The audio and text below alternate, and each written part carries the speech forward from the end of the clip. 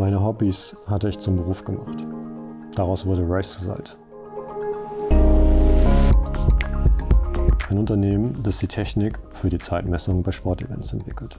In über 80 Ländern, bei weit über 10.000 Veranstaltungen kommt sie zum Einsatz. Wir ritten auf einer Welle des Erfolgs. Unsere Technik wurde schnell als zuverlässigste und innovativste am Markt bekannt. Nur 3 Jahre nach dem Einzug in unser Headquarter begannen wir schon mit dem Anbau, um Raum für neue Ideen zu schaffen. Und dann kam Corona. Diese Krise folgte keinem Drehbuch. Bislang schienen wir immun gegen jede Art von Krise, denn Sport gab es immer und ständig begannen mehr Leute mit Laufen oder anderen Ausdauersportarten. Wenn ein Markt Schwierigkeiten machte, wurden diese durch die Entwicklung in den anderen Ländern mehr als aufgewogen. Doch dieses Mal war alles anders. Quasi von heute auf morgen fand weltweit nichts mehr statt. Wir suchten einen Weg, um diese Krise zu durchschiffen und gleichzeitig irgendwie vielleicht auch einen Beitrag zu leisten, das Leben wieder ein Stück lebenswerter zu machen.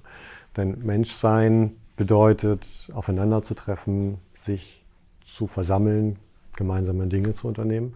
Und all das ging jetzt nicht mehr. Ja, und das ist natürlich ein Problem nicht nur für Sportveranstaltungen, sondern genauso für jede Schule, jede Universität, jedes Pflegeheim, jeden Weihnachtsmarkt, jeden Konzertveranstalter, jedes Museum, you name it. So haben wir versucht, mit unseren Fähigkeiten dazu beizutragen, das Leben wieder ein Stück lebenswerter zu machen. Wenn man sich überlegt, okay, was können wir als Race to Sight gut, dann ist es das Erfassen von Menschen. Ja, mit Transpondern.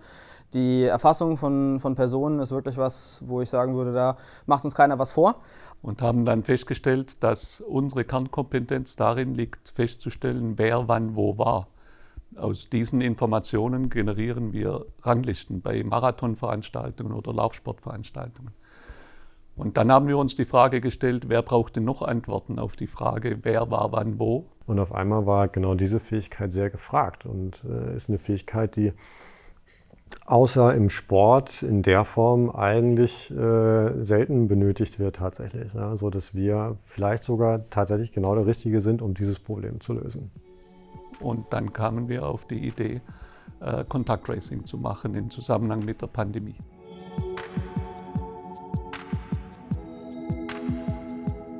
Eine Schlüsselrolle spielte natürlich in dem Augenblick unsere Neuentwicklung, die Passiv-Trackbox, die es uns ermöglicht, sehr schnell und effizient mehrere oder viele Messstellen aufzubauen. Wir hatten dieses Produkt, es war zwar noch nicht vollständig fertig, aber es war so weit, dass man sagen konnte, okay, es funktioniert gut genug.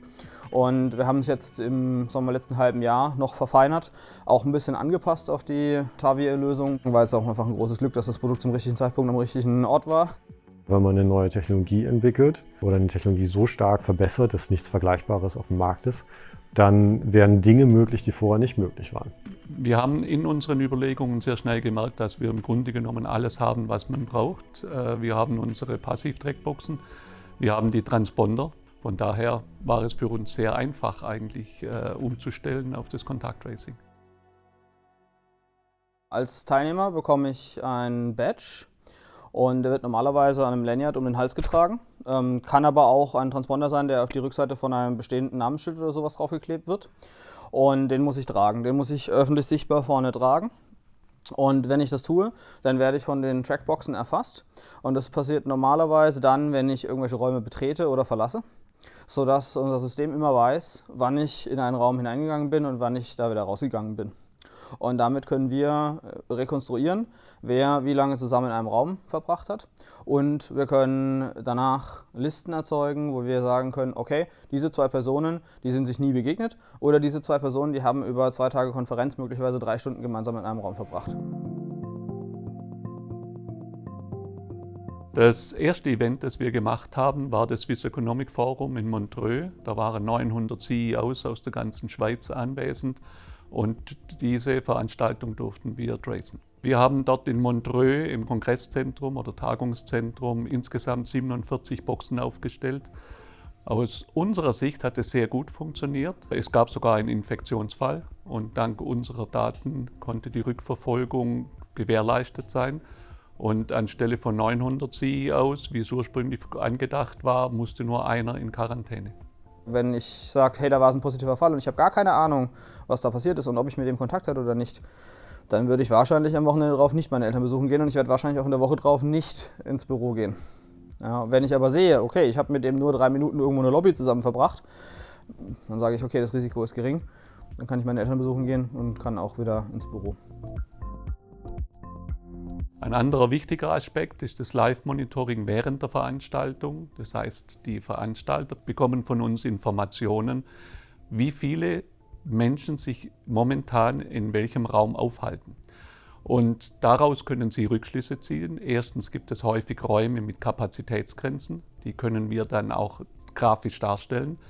Oder sie können Bewegungsströme so leiten, dass es nicht zu Überfüllungen kommt in bestimmten Räumen. Zunächst bietet TAVI eine erhöhte Sicherheit für die Behörden, denn im Infektionsfall müssen viel weniger tatsächliche Kontakte nachverfolgt werden. Die Menschen fühlen sich sicherer, und zwar nicht deshalb, weil sie geschützt werden vor Infektionen, das können wir nicht, aber sie fühlen sich deshalb sicherer, weil sie nicht willkürlich in Quarantäne geschickt werden, sondern nur dann in Quarantäne geschickt werden, wenn sie wirklich intensiven Kontakt hatten zu einem möglicherweise im Nachhinein infizierter Person. Für den Veranstalter bietet sich der Vorteil, dass die Wahrscheinlichkeit einer behördlichen Absage minimiert wird. Es können mehr Zuschauer oder Besucher zugelassen werden und schlussendlich sind aufgrund der erhöhten Sicherheit für alle auch mehr Besucher zu erwarten.